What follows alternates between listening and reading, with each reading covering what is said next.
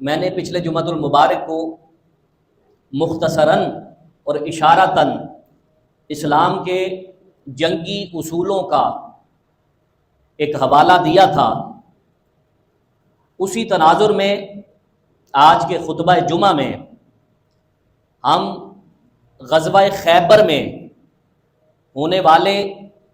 وہ واقعات جو اسلام کے امن کے درس کو اجاگر کرتے ہیں ان پر کما حق ہو گفتگو کرنے کی کوشش کریں گے۔ قبل اس کے کہ میں غزوہ خیبر کے ان واقعات کی طرف بڑھوں، پیر نصیر الدین نصیر گولروی رحمۃ اللہ تعالی علیہ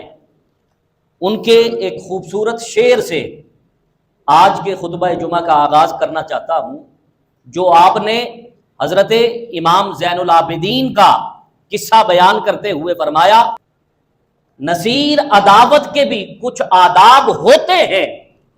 ہر بیمار کو زنجیر نہیں پہنائی جاتی۔ اسلام نے عداوت کے بھی آداب بتائے ہیں، اور حضرت انس بن مالک رضی اللہ تعالی عنہ سے یہ حدیث مروی ہے، اور سنن نسائی میں یہ حدیث آئی ہے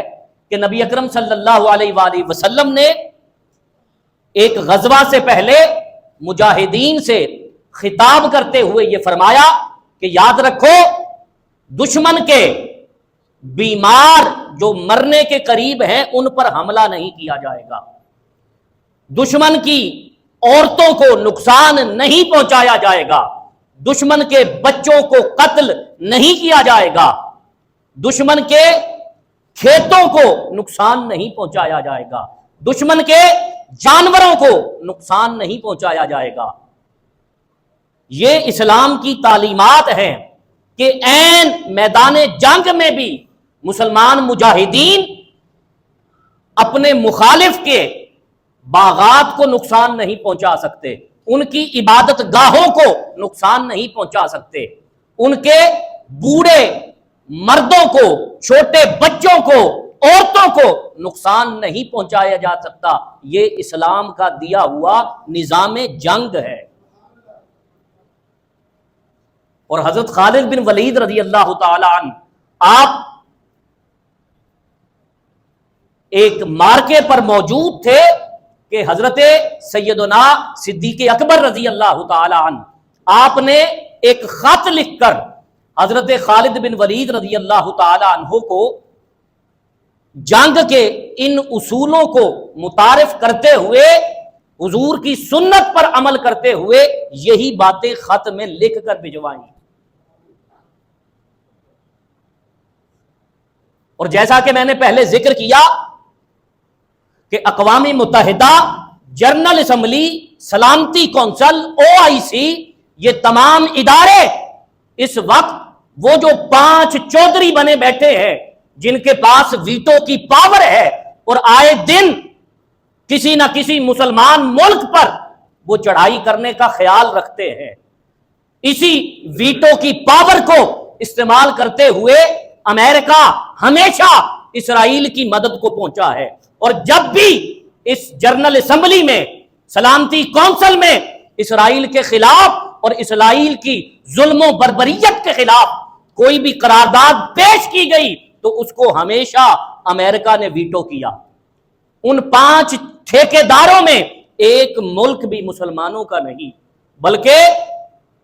عراق پر حملہ کیا ہی اس لیے گیا تھا کہ عراق نے اقوام متحدہ کی جنرل اسمبلی کے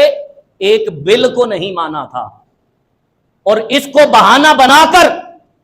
عراق کو تخت و تاج کیا گیا،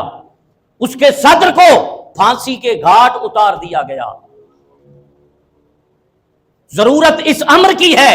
کہ مسلمان جن کی تعداد اس وقت 180 کروڑ ہے، اور یہ پوری دنیا کی آبادی کا تقریباً 30% بنتے ہیں، ضرورت اس امر کی ہے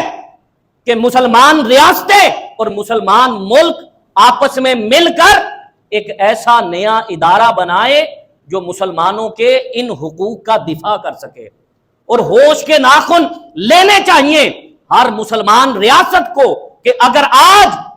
اسرائیل فلسطین پر اور غزہ کے لوگوں پر ظلم و بربریت کا بازار گرم کیے ہوئے ہے تو یہ چنگاریاں دیگر مسلم ممالک میں بھی آ سکتی ہیں۔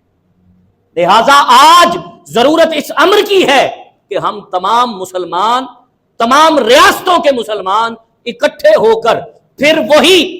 خلافت کا منظر پیش کریں جس خلافت کو انہی یہودیوں نے تخت و تاج کے ذریعے علیحدہ علیحدہ اور ٹکڑوں میں بانٹ دیا۔ آج ضرورت اس امر کی ہے کہ پھر سے اکٹھے ہونے کا وقت ہے۔